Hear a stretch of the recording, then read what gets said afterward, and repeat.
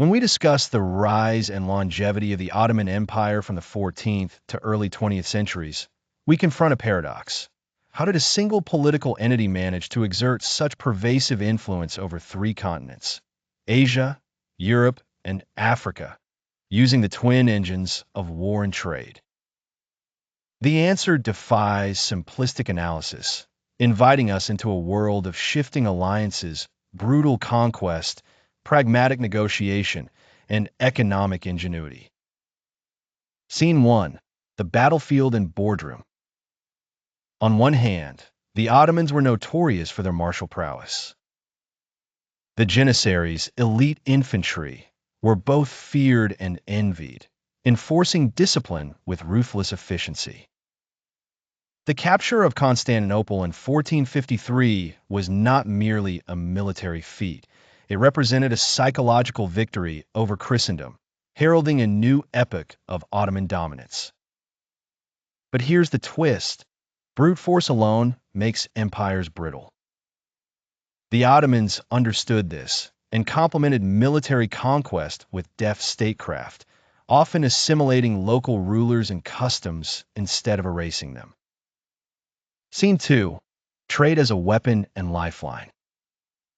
The empire's geostrategic location gave it a chokehold on Silk Road routes and maritime passages. But what is less discussed is how the Ottomans skillfully exploited these economic veins not just to enrich themselves, but to exert soft power. Venetian, Genoese, and later English and Dutch merchants navigated Ottoman ports, paying hefty tariffs. The empire became a bridge, sometimes a barrier, between East and West, manipulating commerce to control both rivals and allies. Yet, this was controversial. Some historians argue that Ottoman economic policies were ultimately self-defeating, trapping the empire in a cycle of dependency on European silver and manufactured goods. Scene 3. The contradictions of tolerance. Ottoman policy toward religious and ethnic minorities was both calculated and fraught.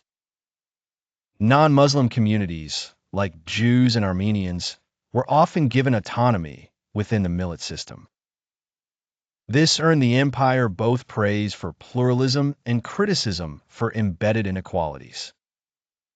The Jewish diaspora flourished in Istanbul after exile from Spain, yet other communities faced periodic repression.